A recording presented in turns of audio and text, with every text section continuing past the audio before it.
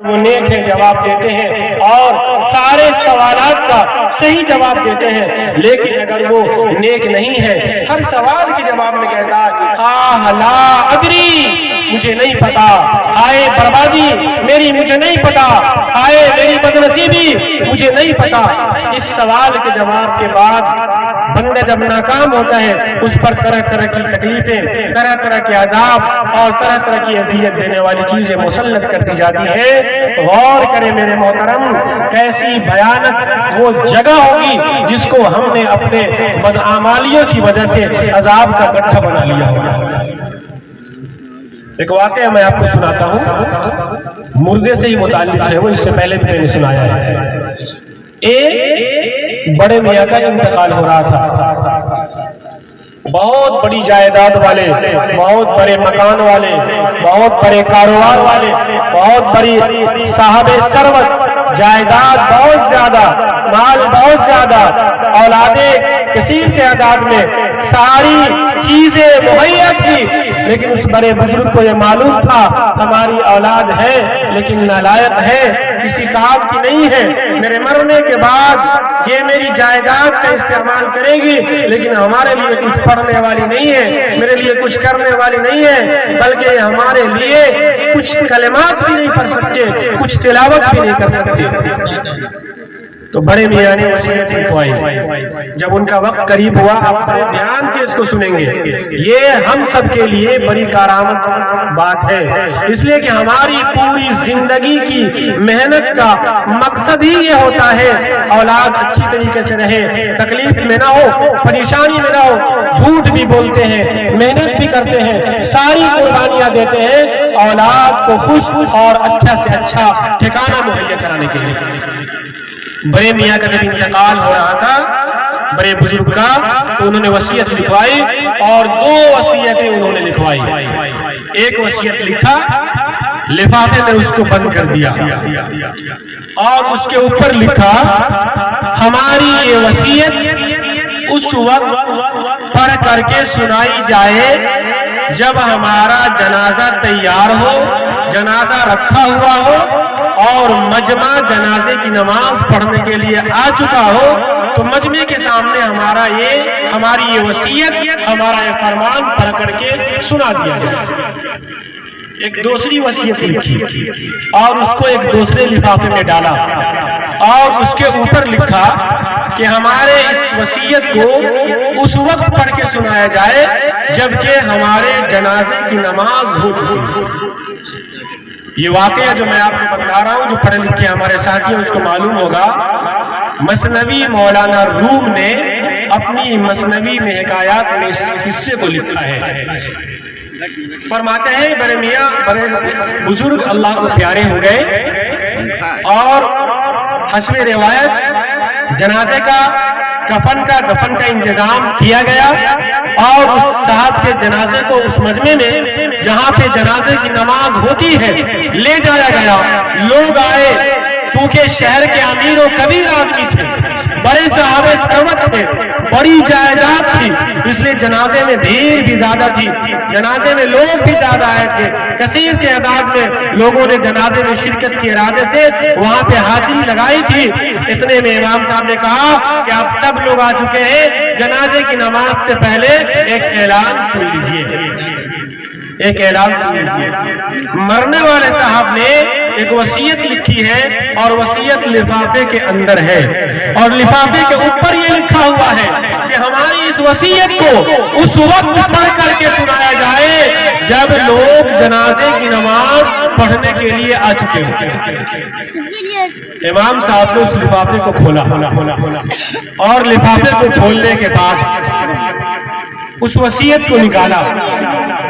وصیت میں لکھا ہوا یہ تھا کہ ہماری ساری جائیداد، ہمارا سارا مال و زر، ہماری کل جمع پونجی ایسے لوگوں کو بانٹ دیا جائے جو ہمارے جنازے کی نماز پڑھنے آئے اور نماز پڑھے بغیر چلا جائے۔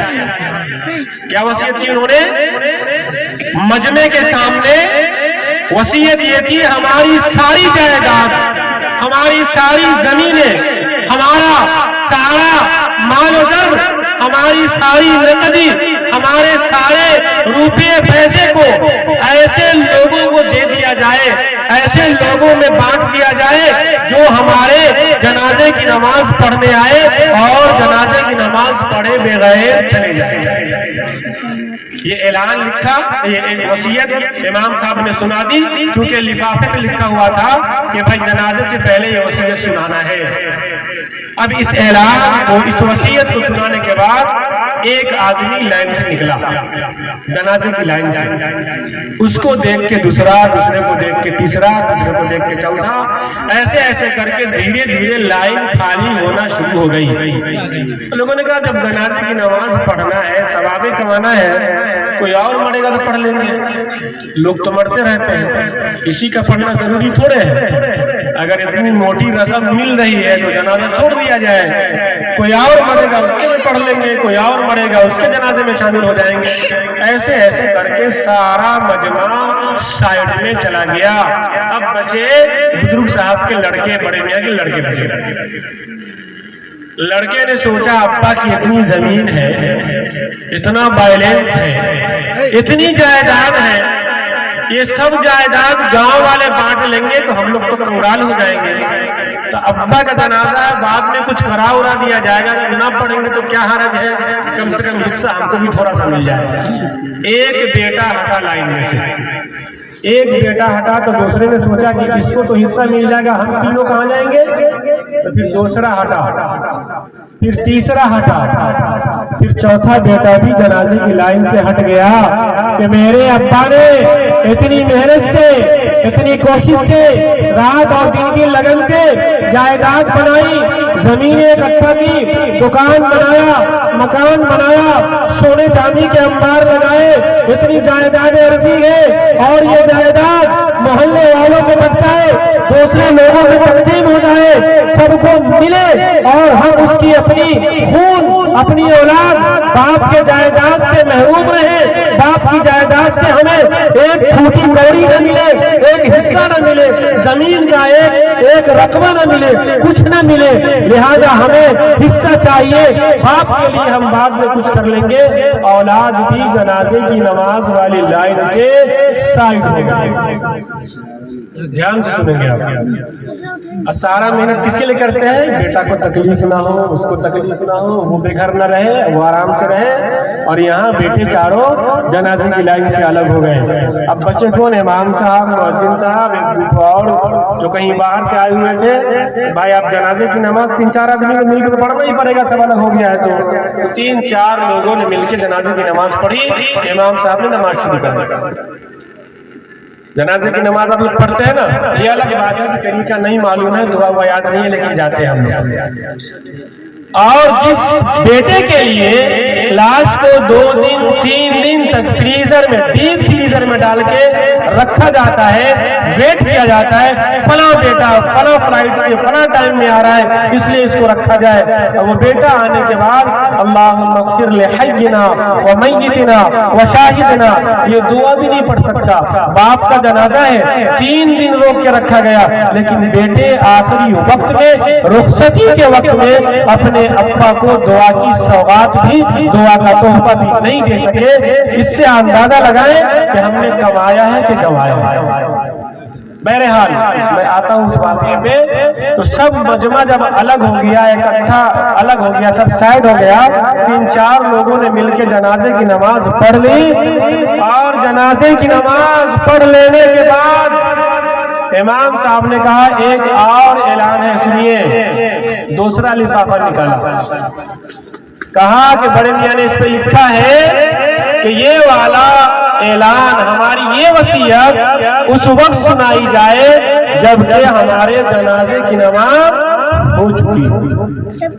इमाम साहब ने लिफाफा खोला, अंदर से वसीयत निकाली और उस वसीयत में लिखा था हमने जो वसीयत पहले की थी वो वसीयत हमारी मनसूख है, वो हुक्म हमारा खत्म है। ہماری دوسری وصیت یہ ہے کہ ہمارے جنازے کی نماز پڑھنے میں جو لوگ شامل ہو ہماری ساری جائیداد صرف انہیں کو دی جائے. سمجھ میں آیا؟ میں عرض یہ کر رہا تھا کہ جس کے لیے اپنا سب کچھ قربان کیا وہ جائیداد کے چکر میں جنازے کی نماز پڑھنے سے بھی انکار کر دیتا ہے. بڑے ہی شان سے رہتے تھے لوگ جس میں کبھی اسی مکان میں اب مکریوں کا جالا ہے. بہت غرور ہے تم کو جو اپنی دولت پر اسی غرور نے بہتوں کو مار ڈالا. عروج ملتے ہی جو شروع میں جو حضرات نیچے رہتے ہیں اور اس کو جب ڈیولپمنٹ کا جب وہ منہ دیکھتے ہیں تو بھاشا بھی چینج ہو جاتی ہے اور چلنے کا انداز بھی بدلتا ہے اور ویوہار بھی بدلتا ہے. تو ایسے لوگوں کے لیے کہا ہے کسی نے چلنے کا انداز بھی بدلتا ہے, بولنے کا انداز بھی بدلتا ہے اور ملنے جلنے کا انداز بھی بدلتا ہے. تو کسی نے کہا ایسے لوگوں کے بارے میں عروج ملتے ہی اوقات پہ اتر آئے. عروج بلندی, عروج ملتے ہی اوقات پہ اتر آئے. دیا ہے جس نے یہ سب کچھ وہ ذات بھول گئے. عروج ملتے ہی اوقات پہ اتر آئے. دیا ہے جس نے یہ سب کچھ وہ ذات بھول گئے. کسی طرح سے بھی دولت کما کے جوڑ کلی کفن میں جیب نہ ہوگی یہ بات بھول گئے.